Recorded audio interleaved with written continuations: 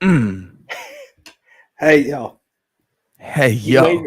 You know who we are. You may not have known we were coming because guess what? Neither did we.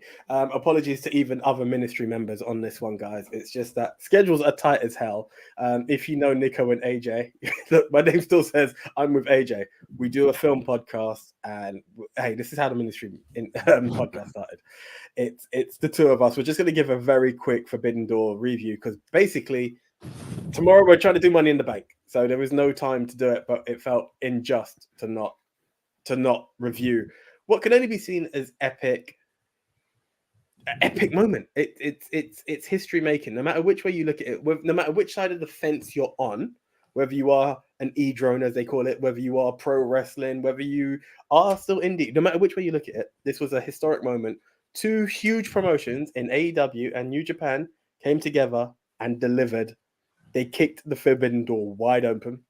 And it was a big match, a big night, should I say, an absolute big night. Haven't seen it all, so I can comment because I know the results. Nico was lined up with Den the Tech and Big Tone, the legend, Nefarious Tone. We had a great night. Tone. We had a great night.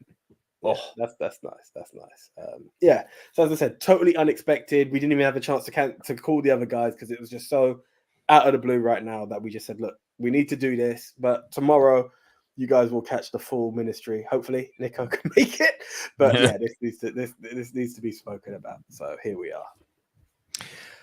bro. This.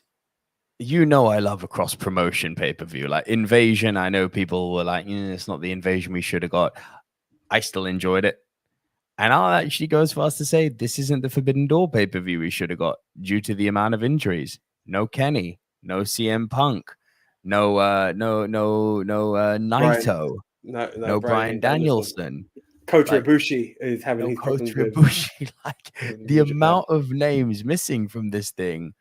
I mean, there was a point where Okada was 50-50. You know what I mean? Like, the names missing from this pay-per-view is astronomical. And yet, somehow, they managed to put on something that, sorry to WWE, this put the E in entertainment. Oh, my word. When you absorb a form of media, which is meant to make you happy, and it makes you happy, it's just a good feeling. It is such a fucking good feeling. Yeah. Like, I walked away like I'm still beaming. I am still beaming from this pay-per-view. Because it was just like, do you know what it was? I know you, like, starting with, the buy-in was fine. The Max Caster was always great. That was the highlight, obviously. But the moment Jericho Appreciation Society came on, it's like, okay, cool. We're opening the show with Judas.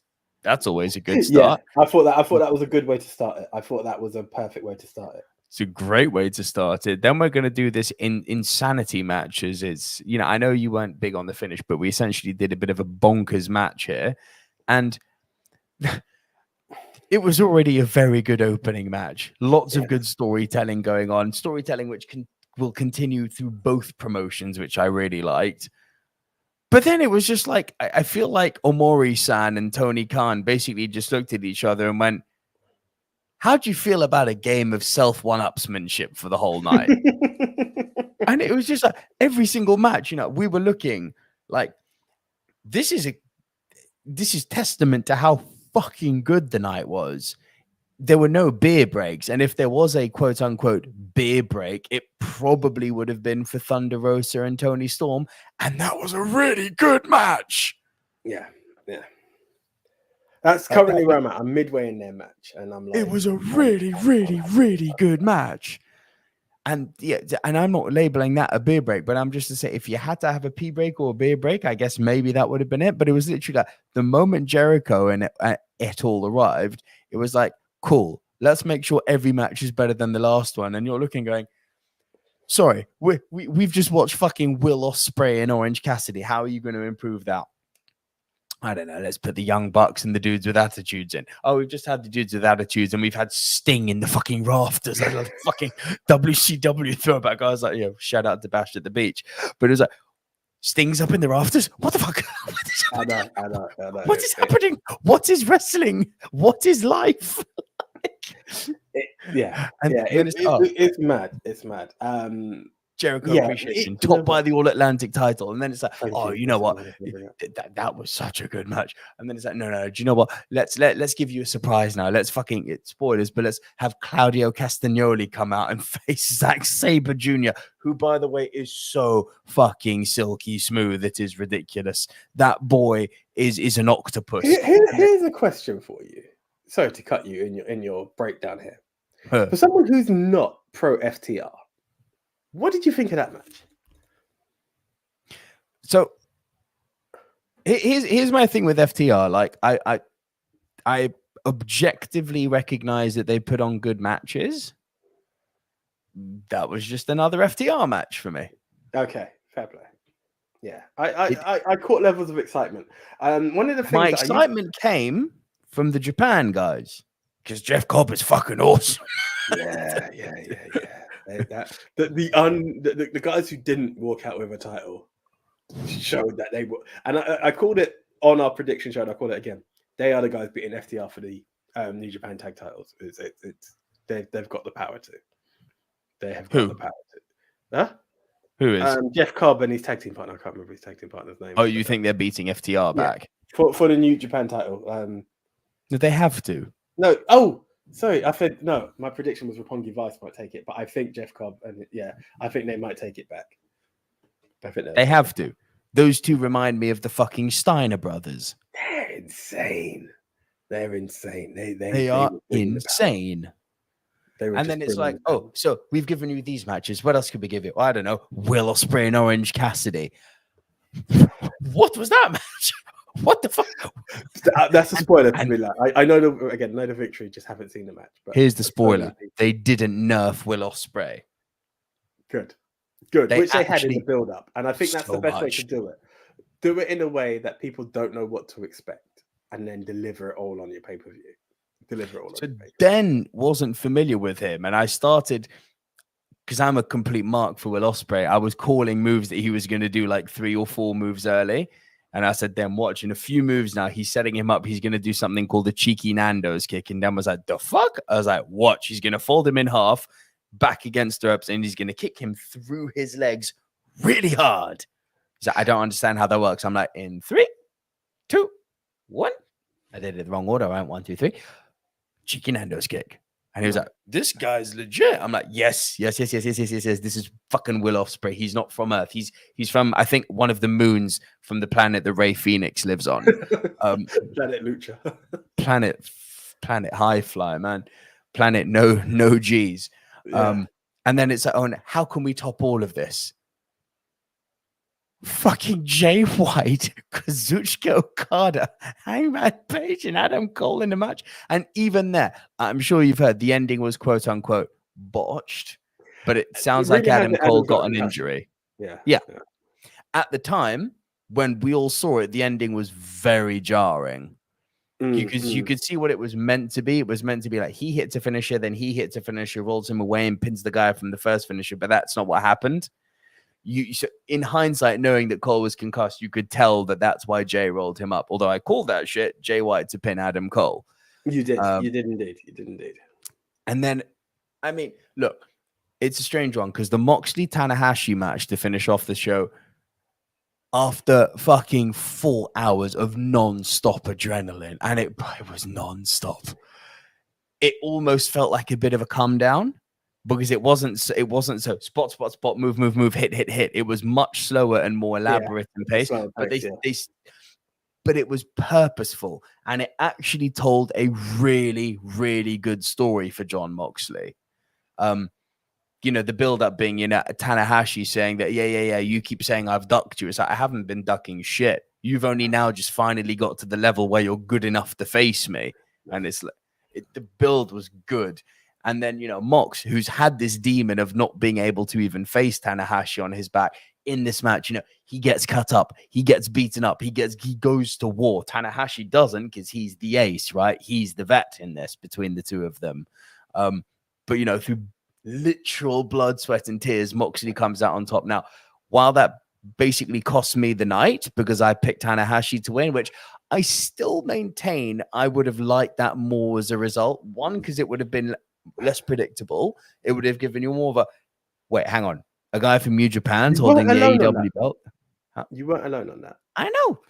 I think having a New Japan guy hold the AEW belt would have been really interesting, So, because then it gives Punk more of a story to come back to, doesn't it? So this guy's representing us? I don't think so. so do you know what my argument was? I don't know. Have you heard the end of our prediction pod? No. Okay, so my thing was, had Jay White not just won the title, there's a chance that Adam Cole might have won the New Japan Pro title.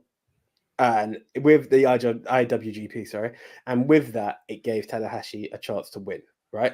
Because what I don't think they wanted to do, and I would lean on this very heavily, is do what WWE are currently doing. The sheer fact that we have an interim champ while CM Punk is out meant they needed a champ, and you can't have the other guy coming in. Oh, he's New Japan bound. And that's where I was like, that was my reasoning behind it. I think it worked perfectly because that was the match that was meant to be. But my reasoning behind it was they want a champ. I don't know how I feel about Mox being a 2-time champ, although No, mate. I'm with you on that. Again, it's one of those things, and I don't want to keep calling WWE in this. I am more Dean Ambrose than I am John Moxley. There's something to convince me on it. He bleeds. He'll give what he has to give, but it's just. And I'm not talking the gas mask Dean Ambrose. I'm just talking the run he had before. There's something in Moxley that I need to see a bit more. I'm slightly out of touch. I'm interested in the Blackpool Combat Club, especially with the new addition of Claudio Castagnoli. I'm going to call it Claudio because I've not heard it been pronounced yet, so I don't know how to pronounce it. But Castagnoli. Castagnoli, yeah. The former Cesaro. It just feels like the perfect fit. And if I'm honest... Does it, though? Well, here's my thing. If you take a guy like my thing is, again, not trying to shit on the guy, Mox feels like the weird fit.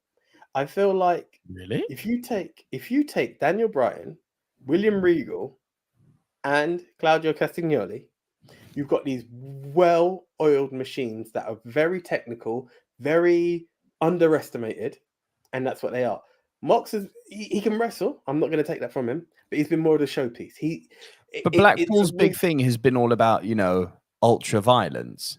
That's why I feel like Claudio is the odd fit.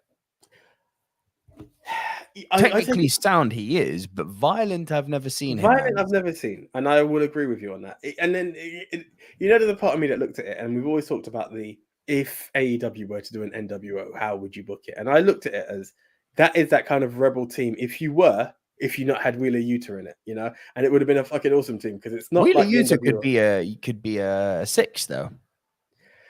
6 was former WWE. Do you see what I'm saying? If you had these guys that were mid-card-esque, but they deliver on technical, they were slept on, and now they've climbed that ranks, I think that would have been an awesome way of booking the Blackpool Club. I've got no beef with the Blackpool Combat Club. It's just one of those things that tickles me when I look at them. But I feel that they've got a great future ahead of them, and I think that the idea of Brian and Claudio together it just excites me a lot. Especially under the tutelage of William Regal. There's something about it that just blows me away. Again, I'm going to say something in the same vein as FTR here, and it might be down to the way that Cesaro was booked in WWE. I never saw the hype that people were going on about. I know the guy's talented, but a lot of wrestlers are talented. Okay. I know FTR are talented, and they don't appreciate the bar, though, right? I think I like the bar's shtick, but remember what I always said with the bar. I was like, Cesaro's a fucking dork. But this is the problem, and he doesn't have to hold the stick being the mic. You've got William Regal to do that. You've got Daniel Bryan to get it up. He just needs to come in and prove a point. I think it can work.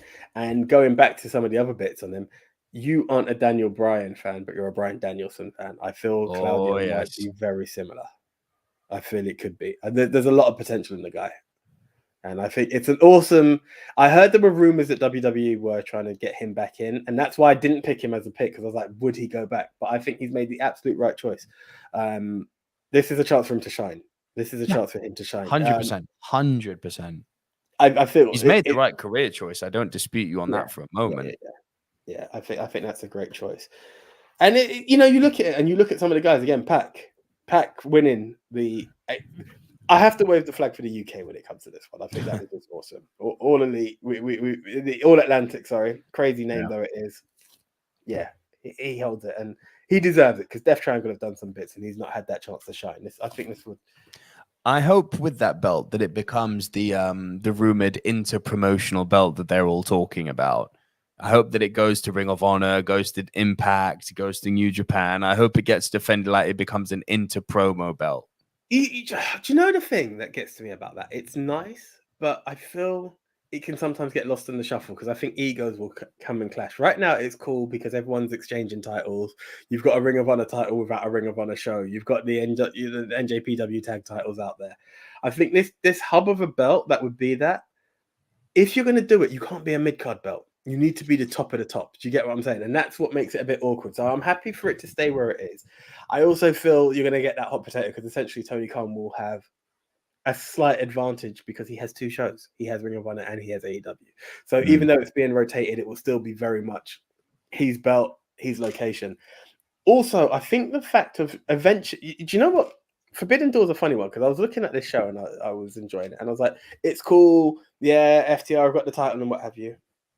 But there's a certain magic that I feel may be lost. It goes back to the traditional sides of wrestling before Vince started taking over all the territories. But could you imagine, like, we all used to dream of WCW versus WWE, right? Now we've got something very close in this Forbidden Door, as you said, likening it to Invasion. Keep it as that. Keep it that everyone builds, but every now and again, that Forbidden Door opens as a pay-per-view. And it will. Like, there's rumors that part 2 will go into Japan. I know there's a lot of talk that there were $3 tickets. Oh my God, Bryan Danielson in the Tokyo Dome. It needs to be done. It needs to be done. Oh my God, against Tetsuya Naito. Funny enough, I was gonna say Naito as well. I was gonna call Naito as well. I think that would be awesome. Minoru Suzuki, I know he's AEW, but when I watch these matches, it's still something for me to get used to. Has he taken on Miro yet? No, it needs to happen. I need to do that match. I watched the two of them and I'm like, this needs to happen. He is the scariest man in wrestling. Do you know what it is? It's weird because there is a strong style that I'm still adapting to. And he is very, very strong style. He's rough and rugged. I think what Minoru Suzuki should be called stiff style. Yeah. Do you remember when we was watching the New Jack documentary Beyond the Mat? No, not Beyond the Mat. Dark Side of the Ring. And New Jack took on that old dude who was meant to be tougher than $2 steak and takes a beating. That's what I saw with Suzuki. He just takes the beatings and it's stiff. It's no selling. And I'm like, I don't know how no sells are weird. It works when you're the Undertaker. Even some of Sting's no sells I was like, it's cool, but you've seen the super kick. I was like, yeah. I was like, it's cool. But it gets me that story well because a triple super kick, he couldn't fucking handle that. Yes, and even down to the fact that he used his last bit of energy to double clothesline them, and then that was it. Like he was out. It's Sting. I love Sting is the greatest man ever. He just is. Yeah. It so far so good. Like one thing I want people to understand that yes, I've taken a few shots at AEW, and I don't hold back on them and say what have you, but I don't hate the company. It's the narrative I hear beyond it. They have got some of the greatest talents in this company. The fact that someone like Claudio Castagnoli has left WWE and has signed there, I'm over the moon for him. Guys like Malachi, I was going to say Alistair, Malachi Black, Buddy, I've got Murphy in my head. Buddy Matthews. Guys who need that platform to elevate and be recognized for the talent that they hold. And then you have the OGs. You have the Bucks. You have Omega. You have Darby Allin. You have Sammy Guevara. You have Britt Baker. And you have, God may he come back soon, the best heel on the planet, Mr. Maxwell Jacob Friedman. This is like, people say this roster's stacked. It's like, yeah, in a good way. It's good. It's absolutely great. And it's the OGs I want to see stuff happen for. It's MJF I need to see. I need to see more stuff for Jungle Boy, right? Sammy Guevara. Wardlow. I don't agree with him being back in a thing called Sex Gods. I'm sorry. It's just the way it is. Not after what happened with Sasha. Yeah, you can't. It's just... I don't agree with that either. I'm with you on that. The Bucks, I know you're going to say what they do is meant to make your piss boil. Like that back rake that hit them and the other guy, who is absolutely amazing as well, by the way, El Fantasmo.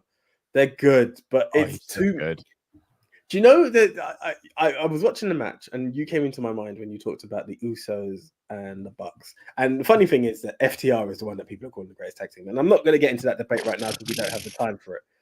But it's when one of the Bucks was doing a leg split and his brother dives over him to go out of the ring. It's those bits I appreciate, but it's doing 101 backflips just to rake a guy's back.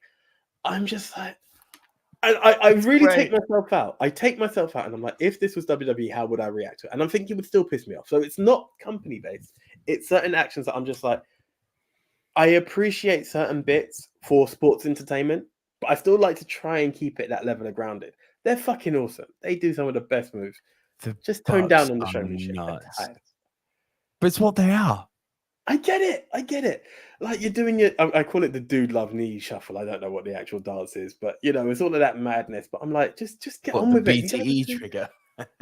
No, that part, the knees part. It's where they, you know, that dance where you hold your hands and over your knees and you swap it over and shit. I was like, just get on with the match, guys, please. No, that's why they're the Bucks. I know. But it was good. Okay, I mean, that's why they can just be on TV segments for 2 months and then be show stealers at Forbidden Door because they are that damn good. I get you. Young Bucks don't know what ring rust is.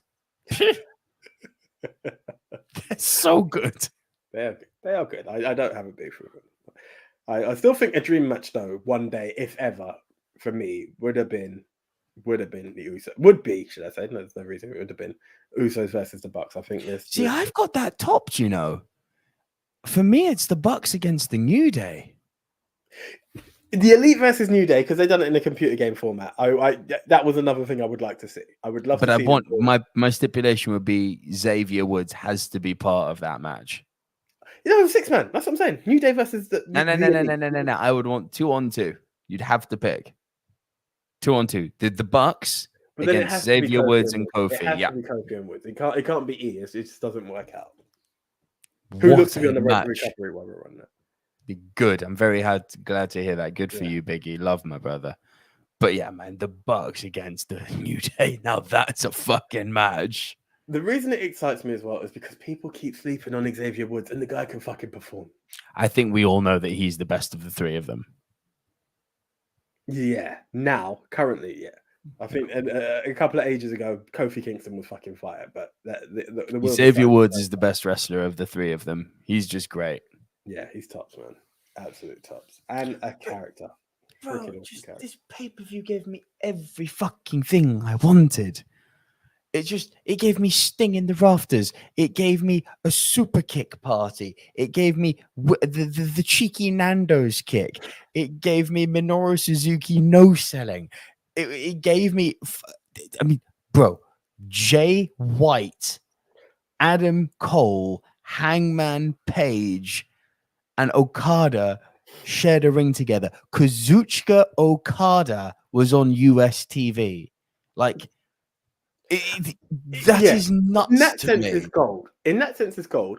If you look at it on another, and I'm not knocking it, and I'm looking forward to that match. To me, it as much as Ospreay Cassidy is going to be the match that will probably capture me like a sleeper match.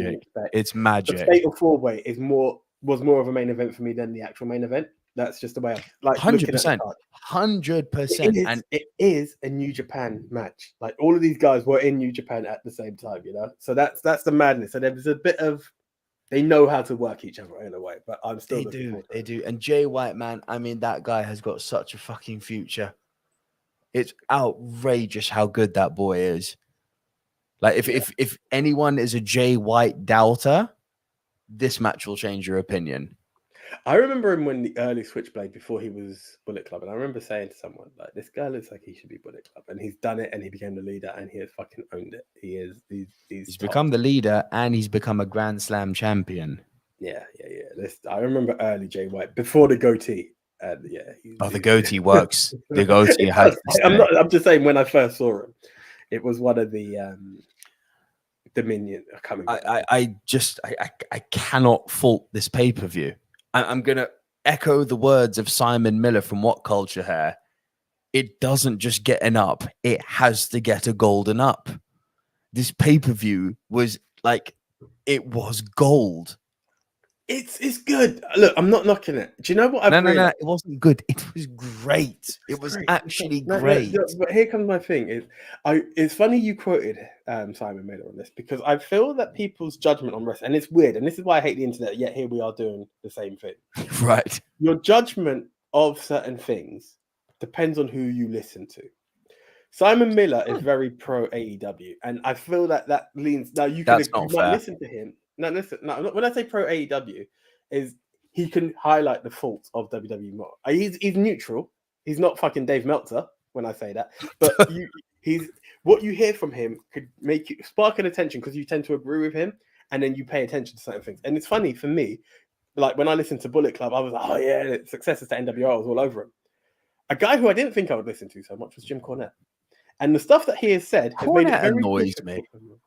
It's made it very difficult for me to appreciate stuff. Like, for instance, Kenny Omega. I don't. That's the thing that annoys me. It's the movement, and I was like, I see what he's calling saying. Kenny Omega Twinkle Toes is the biggest. It is the biggest case of missing the point I have ever fucking seen. But bro, Jim Cornette is too much of a purist. Jim Cornette gets angry with guys because they don't show up to training. I know. Listen, there are it's like, bro, do you think the Young Bucks need to go training? Are you insane?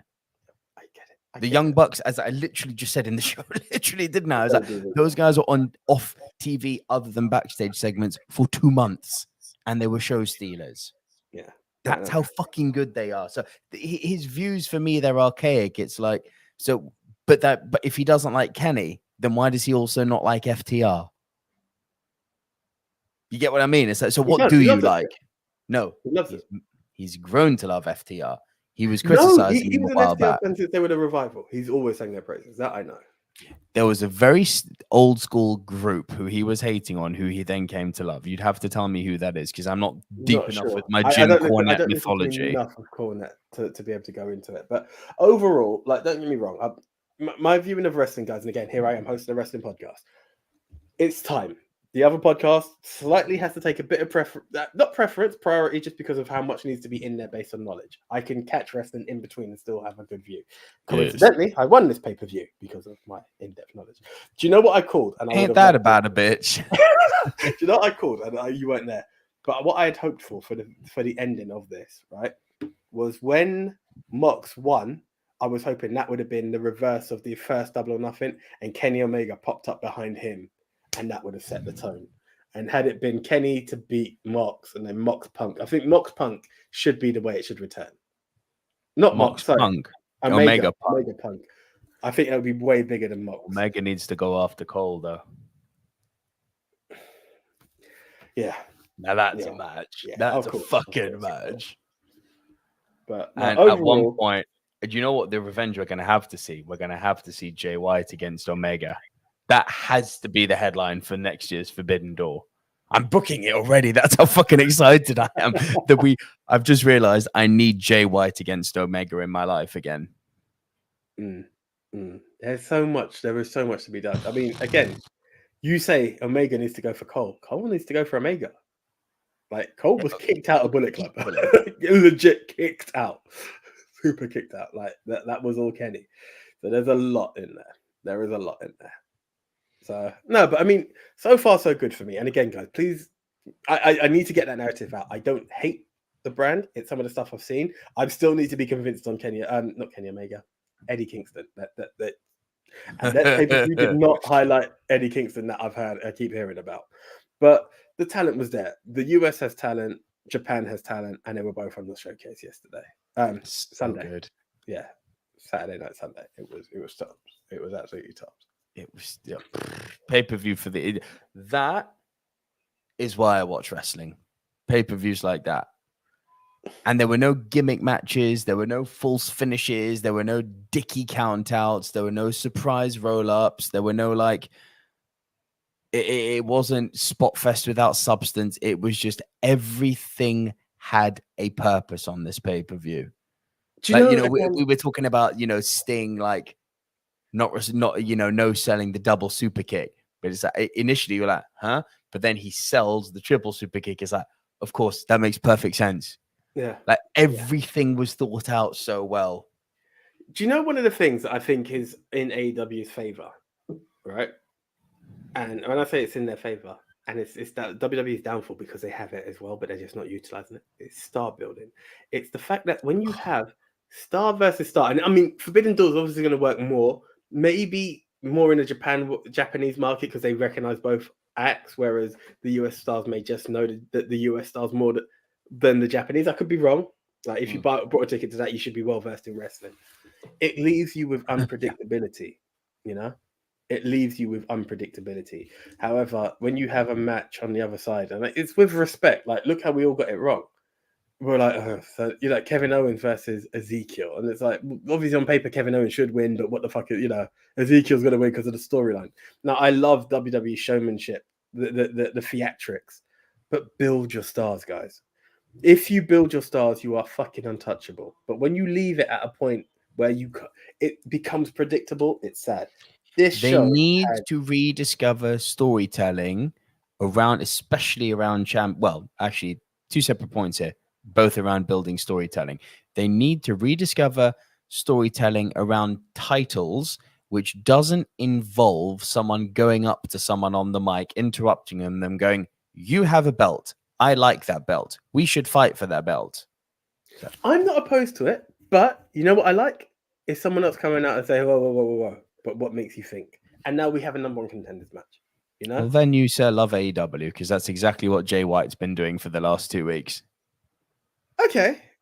Which is interesting. AEW or New Japan? Because the other side to this, New Japan in AEW. Okay, because the other thing is, I know they have a ranking system, so that makes it slightly difficult to be able to. Which is good. I mean, have you not heard the promos Jay White's been cutting on Dynamite?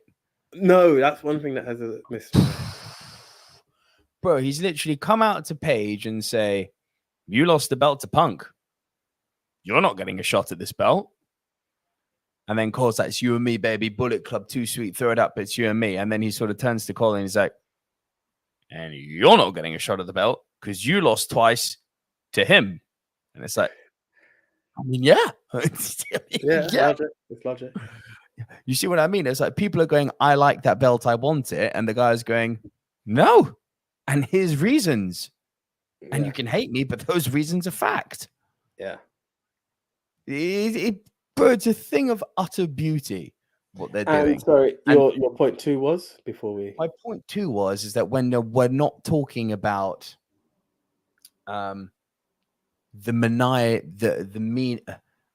being menial to the degree of going into the ring and saying, "You have a belt, I want it," which is bullshit booking 101, because that's literally all they do.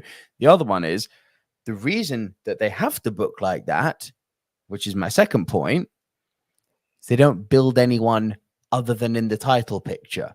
Yeah. It's like there's no, unless you're talking about Kevin Owens and Ezekiel, who are doing like, "I don't believe that you are who you are," like, which is actually one of the most coherent storylines, even though it's completely incoherent. It's one of the most coherent storylines WWE have done on the mid card for a fucking age. But you know, they needed AEW star power to do a good 3-set match. They needed Cody for that. You take Cody out of the recent runs, they haven't built anyone in the mid card. You look at certain bits, like it's cool. You look at Theory, awesome US champ. I don't even remember who the IC champ is, and it's sad. Gunther. Oh yeah, there we are.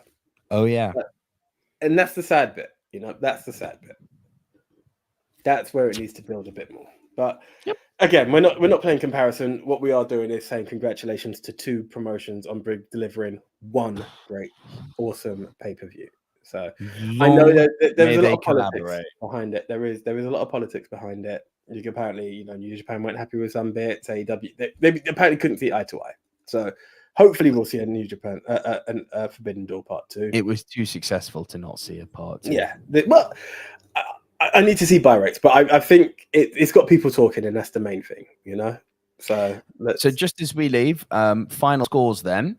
Yeah. So, and if you haven't seen our predictions, it's on the channel, and if you're on podcast, it's on podcast. But the final scores for the night were Bringing Up the Rear, Den the Tech, and this guy.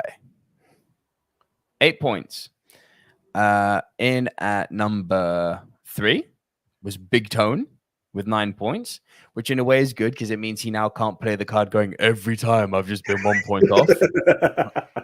So that argument's now dead. So he comes in at number 3 with 9 points. Leon was only 1 behind you, 10 points. And AJ, you nearly had a clean sweep, 11. Do you know the mad thing behind it was on main card, it was a clean sweep. Yes. I know it's a weird call, but yeah. Kanemaru fucked you. Yeah. Kanemaru completely fucked you. Right. Which brings the totals for the season across all our pay-per-view predictions. Big Tone still in last with number uno. I'm second to last, so not laughing much with only 2 points. And we've got a joint 3 at the top. Both Den, Leon, and AJ are all sitting on 3 points. It's tight. Hey, it's tight. It's tight. We're going to make it less tight next season. Yeah, exactly. We've dropped a little gem there that should make it interesting. But guys, it's, you know what? As of next week, it could all change again because tomorrow the full ministry's in the house. Money in the Bank. It's going to be an interesting one to call because we don't know who the last person is, and there may still be a last match to come through. But yeah, we will be doing that. So yeah, if you can spread the word, available on Pod and on YouTube. Ministry of Wrestling, we're there. So it's short, it's sweet, slightly longer than we expected, but yeah, guys, thank you. Too sweet. Too sweet indeed. So yeah, for myself, the one AJ, aka Too Sweet Tony. And for me, Nico Lero, shout out to all of my Nicoholics. Too sweet to y'all. Thank you so much. All right, we out. See ya.